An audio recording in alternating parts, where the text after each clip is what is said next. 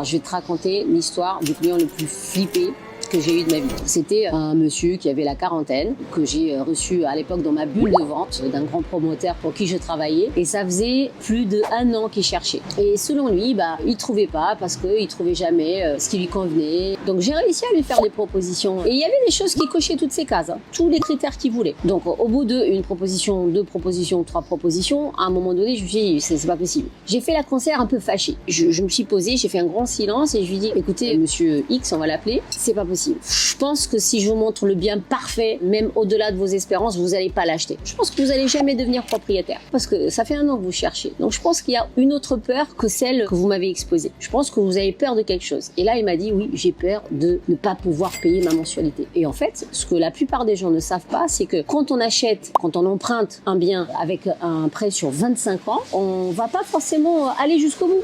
Et même si on a des difficultés, la banque, elle peut nous reporter le prêt jusqu'à 36 mois. C'est-à-dire, elle peut reporter les mensualités. Je pense que je n'avais pas un petit peu tapé du poing sur la table. Il m'aurait jamais osé avouer qu'il avait cette crainte-là. Donc souvent, les ventes ne se font pas parce qu'il y a des peurs, des craintes qui sont ancrées en eux, qui font qu'ils n'arrivent pas à acheter quelque chose.